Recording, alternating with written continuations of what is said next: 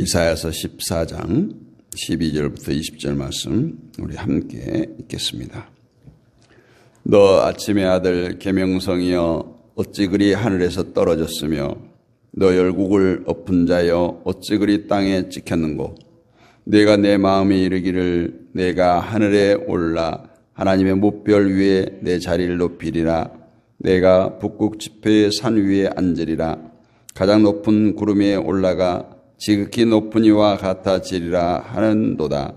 그러나 이제 내가 서울 곧 구덩이 맨 밑에 떨어짐을 당하리로다. 너를 보는 이가 주목하여 너를 자세히 살펴보며 말하기를 이 사람이 땅을 진동시키며 열국을 놀라게 하며 세계를 황무하게 하며 성읍을 파괴하며 그에게 사로잡힌 자들을 집으로 놓아 보내지 아니하던 자가 아니냐 하리로다. 열방의 모든 왕들은 모든 각각 자기 집에서 영광 중에 자금만은 오직 너는 자기 무덤에서 내쫓겼으니 가증한 나무가지 같고 칼에 찔려 돌구덩이에 떨어진 죽음들에 둘러싸였으니 밟힌 시체와 같도다. 내가 내 땅을 망하게 하였고 내 백성을 죽였으므로 그들과 함께 한장되지 못하나니 악을 행하는 자들의 후손은 영원히 이름이 불려지지 아니하리로다 할지니라. 아멘. 할렐루야. 이제 12월도 절반을 지나갔습니다. 오늘 계명성이라고 하는 단어가 12절에 등장하는데 이 제목으로 함께 은혜를 나눌까 합니다.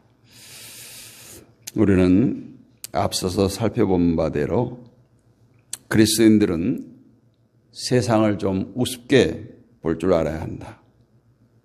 많은 사람들이 권력을 잡으면 수하의 사람들이나 다른 사람들을 우습게 보지만 그런 의미가 아닌 우리가 얼마만큼 이 세상 가운데 신자다운 모습을 드러내며 당당하게 살아가느냐 하는 문제입니다.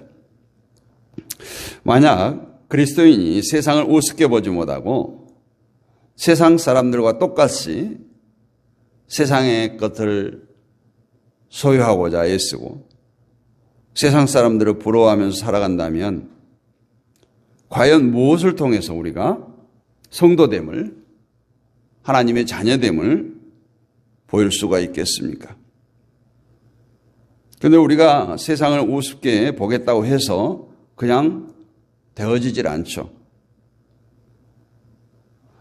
우습게 보여지는 것이지 내가 우습게 보는 것이 아니라는 거예요. 내 안에는 세상에 대한 미련이 여전히 있다라는 겁니다. 그럼 어떨 때 세상이 우리가 우습게 보여질까요? 세상 그거 별거 아니다. 어떻게 그렇게 보여집니까? 성공했을 때, 소유했을 때, 권력을 누렸을 때. 결국 세상을 우습게 볼 수 있는 것은 영생의 가치를 발견한 자들에게 보여져야 되는데 세상 것을 취하고 소유했을 때 결국은 그것을 인해서 세상이 우습게 보여진다는 거예요. 영생의 가치를 발견한 성도들은 세상이 어느 정도 우습게 보이느냐 하는 것은 하나님의 긍휼을 입고 돌아온 그들이 바벨론을 향해서 부르던 노래를 통해서 우리가 잘 알 수 있습니다. 오늘 이사야 14장 3절로 20절까지가 바로 그 망한 하나님 심판을 받은 바벨론을 조롱하는 노래예요.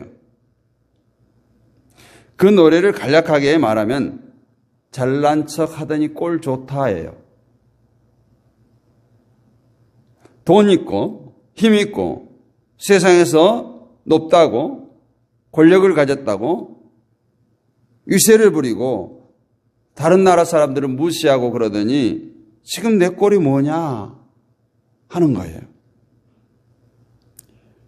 바벨론이 어느 정도 비참하게 되었습니까? 11절 말씀을 보면 내 영화가 음부에 떨어졌으며 너의 비파 소리까지로다. 구더기가 내 아래에 깔리며 지렁이가 너를 덮었도다. 또 오늘 본문에 봤던 15절 말씀을 보면 그러나 이제 내가 스월 곧 구덩이 맨 밑에 떨어짐을 당하리로다. 이것이 바벨론이 마지막 당할 모습들입니다. 바벨론이 왜 이렇게 되었다고 말씀드렸죠? 교만 때문이라고 했어요. 교만이 그들을 멸망으로 끌고 간 것입니다.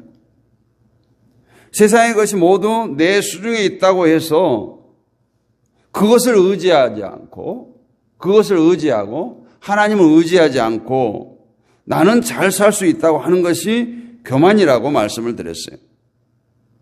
우리는 이러한 바벨론을 보면서, 그리고 바벨론의 마지막을 보면서 하나님께서 원하시는 천국의 모습이 어떤 것인가를 잊으면 안 됩니다. 오늘 12절 말씀을 보면 너 아침의 아들 계명성이여 어찌 그리 하늘에서 떨어졌으며 너 열국을 엎은 자여 어찌 그리 땅에 찍혔는고. 여기서 계명성이라는 것은 오늘날로 말하면 새벽별을 의미합니다. 새벽에 아주 빛나는 별이에요. 그 계명성의 의미는 세상의 많은 사람들이 부러워하고 모든 사람들에 비해 뛰어나고 주목받을 만한, 한마디로 세상적으로 유대하다는 것을 의미하고 있어요. 그런데 그 계명성이 하루아침에 하늘에서 땅으로 떨어집니다. 곤두박질 친다는 거예요. 무슨 말입니까? 세상에서 자기가 제일 높은 자같이 교만하고 하나님을 무시하고 힘을 자랑하더니 결국 그 모든 것이 사랑하고 아주 비참하게 되었다라는 것을 얘기하고 있어요. 오늘 본문이 모두 그런 의미의 말이에요. 교만하고 잘난 척하고 자기 힘을 내세운 자는 다 망한다라는 거예요. 여러분, 세상에서 잘난 인간이 되어봐야 그것으로 인해서 망하는 길로 간다는 것을 우리가 알아야 됩니다. 그래서 부자가 천국에 갈 수 없다는 것이 무슨 뜻이냐?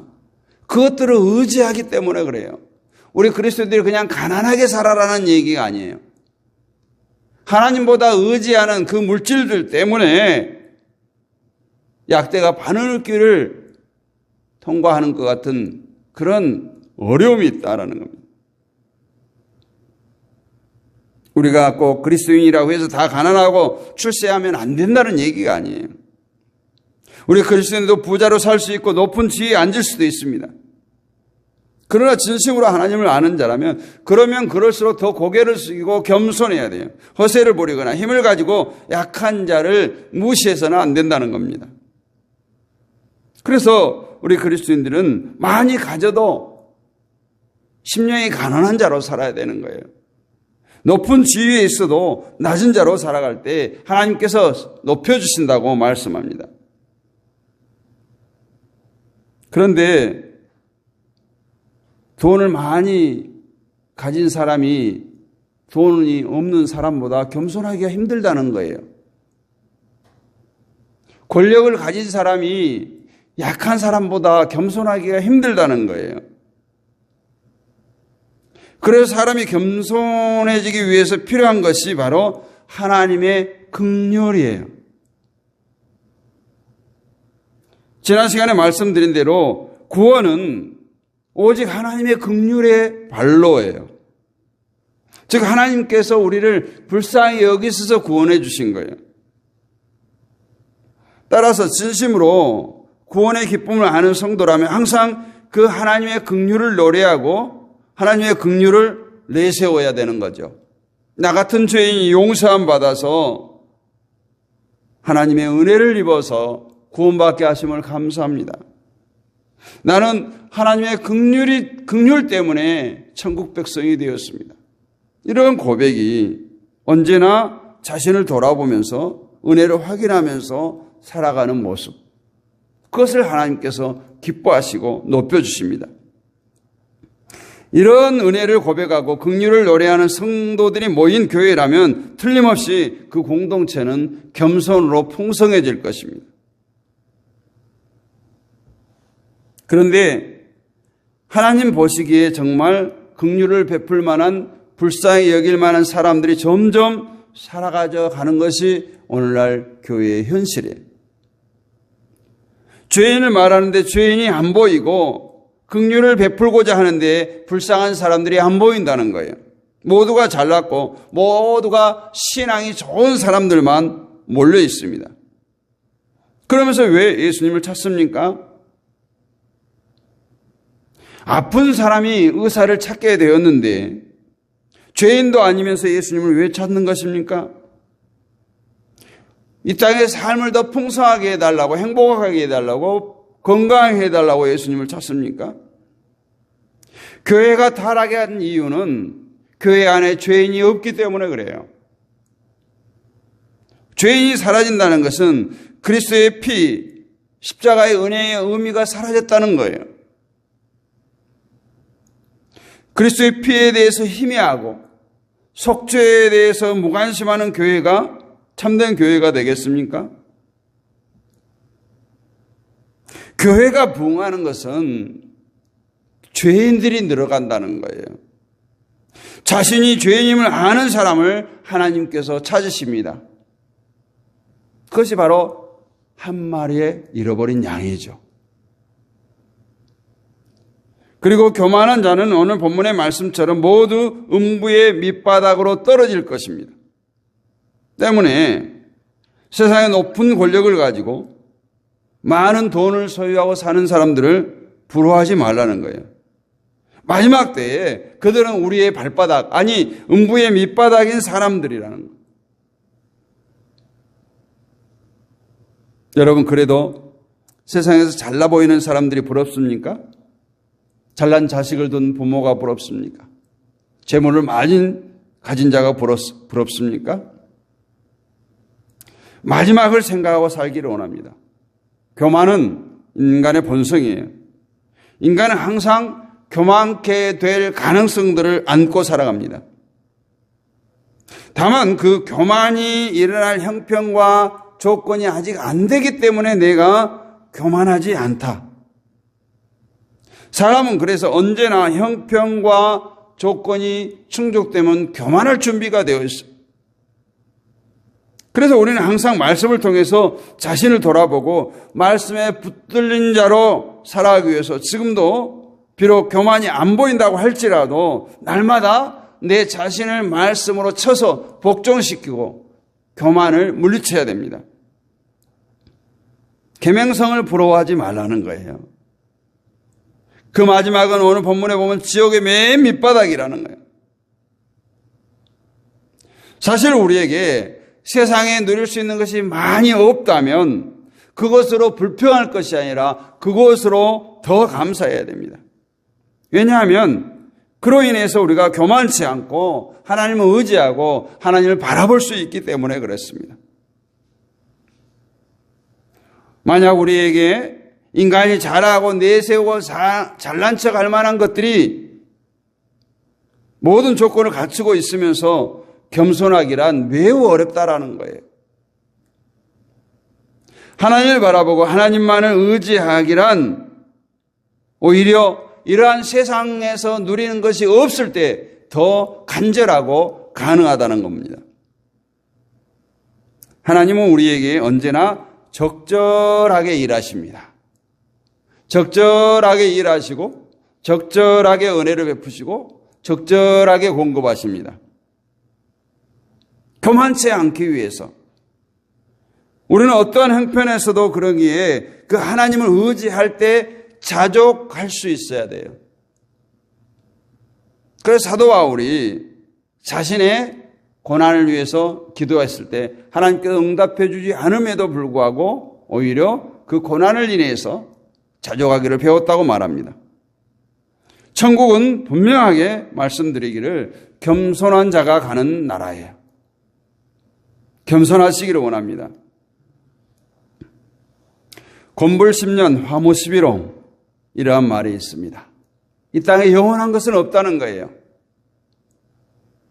오늘날 세상을 보세요. 저는 참 이번에 계엄을 통해서 안타까운 것이 있어요. 그 장성들, 대장, 소장, 대부분 대장, 소장이잖아요. 대장, 중장, 3스타, 4스타. 다 옷벗게 생겼습니다. 불명예제된 거예요. 얼마나 그들이 평생 동안 나라를 위해서 헌신했겠습니까? 그래서 우리는 이 계명성같이 우러러 보이는 그런 자리를 부러워할 필요가 없다. 더 나가서 폭넓게 세상을 부러워할 필요가 없다.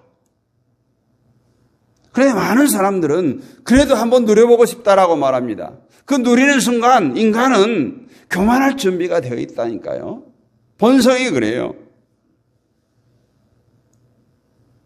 계명성 같은 부러워하는, 우러러 보이는 그런 자리를 부러워하지 않기를 바랍니다. 그 자리가 교만의 자리고 그 자리가 멸망의 자리라는 것을 우리는 상기해야 됩니다. 언제나 자신의 불쌍함을 알고 하나님의 긍휼이 필요한 죄인임을 바라보고 겸손한 자리에서 날마다 죄인된 자신의 모습을 발견하면서 십자가를 붙드는 죄 있는 성도로 살아갈 수 있기를 원합니다. 그것이 바로 구원받은 자요, 천국의 백성이요, 하나님의 은혜를 누리는 삶 아니겠습니까? 많은 사람들은 그럽니다. 하나님, 내게 축복이나 해주고 그런 말씀하세요. 제가 혹시 그런 것들을 누리고 그런 높은 자리에 올라가도 겸손할지 압니까? 이렇게 말할 수도 있겠죠. 아니라니까요. 나는 겸손코자 하나 주변에서 나를 높여요. 우쭈쭈 해줘요. 그럼 나도 모르게 교만해지는 거예요. 사랑하는 성도 여러분, 하나님은 우리를 겸손한 자리로 늘 끌어내리십니다. 때로는 실패를 통해서, 가난을 통해서, 육신의 질고를 통해서 하나님만 바라보게 합니다. 하나님만 의지하게 합니다. 나의 연약함을 깨닫도록, 고백하도록, 그리고 하나님 앞에 결국은 무릎 꿇도록 하십니다. 하나님 앞에 무릎 꿇는 자는 사람 앞에 무릎 꿇을 일이 없도록 하나님께서 하십니다. 여러분, 세상 가운데서 우리가 잘못하거나 실패하거나 어려운 때에 사람 앞에 무릎 꿇잖아요. 그런 일이 없도록 우리가 하나님 앞에 무릎 꿇는 우리 모두가 되기를 주님의 이름으로 축복합니다. 거룩하신 하나님 은혜를 감사합니다. 이 새벽에도 우리를 흔들어 깨워주시고 하나님의 은혜의 자리에 머물게 하심을 감사합니다. 계명성을 우러러보는 그런 자들이 아니라 우리가 세상을 우습게 보고 세상을 부러워하는 것이 아니라 하나님의 백성됨이 얼마나 큰 은혜요 축복임을 깨닫게 하여 주옵소서. 특별히 우리가 교만치 않기를 원합니다.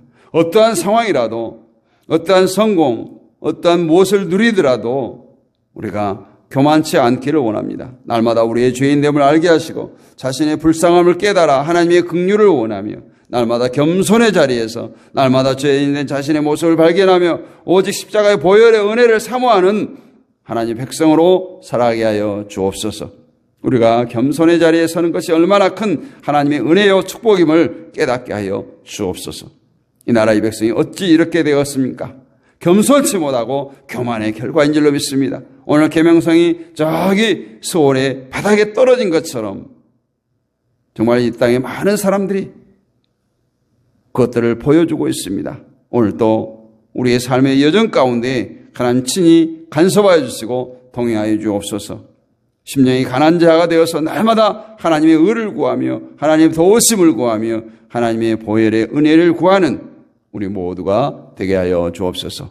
이 새벽에도 깨어기도하는 모든 주의 백성들을 주여 축복하시고 저들의 가정을 축복하여 주옵소서. 섬기는 교회를 축복하여 주옵소서. 삶의 터전인 직장과 사업장을 축복하시고 무엇보다도 허리에서 난 자녀손들을 축복하여 주시고 정말 우리 믿음의 세대들이 사회에 정말 참된 가치관을 가지고 사회에 선한 영향력을 흘려보내며 그리스도인의 리더십으로 세워져 갈 수 있도록 주의 은혜를 베풀어 주옵소서. 믿사옵고 살아계신 우리 주 예수 그리스도의 이름으로 감사하고 기도하옵나이다. 아멘. 하늘에 계신 우리 아버지, 아버지의 이름을 거룩하게 하시며 아버지의 나라가 오게 하시며 아버지의 뜻이 하늘에서와 같이 땅에서도 이루어지게 하소서. 오늘 우리에게 일용할 양식을 주시고 우리가 우리에게 잘못한 사람을 용서해 준 것 같이 우리 죄를 용서해 주시고 우리를 시험에 빠지지 않게 하시고 악에서 구하소서. 나라와 권능과 영광이 영원히 아버지의 것입니다. 아멘. 할렐루야. 오늘 또 승리하셨습니다. 오늘 또 합심하여 우리가 기도하겠습니다. 나라와 민족을 위해서, 북한을 위해서, 한국교회를 위해서 기도합니다. 세계 평화를 위해서 기도하시고 또 우리 파송되어진 선교사님들을 위해서 기도하겠습니다. 우리 믿음의 동역자들을 위해서, 연약한 지체들을 위해서, 또 온라인 사역자들을 위해서 기도하겠습니다. 다음 세대 우리 자녀들, 친척과 친구와 이웃을 위해서 기도하시고 우리가 섬기는 교회와 가정과 사업장, 직장을 위해서 우리 기도하겠습니다. 월요일 날에는 나라와 민족을 위해서, 한국교회를 위해서, 북한을 위해서 집중적으로 기도하도록 하겠습니다. 우리 주여 크게 한번 부르짖고 기도합니다.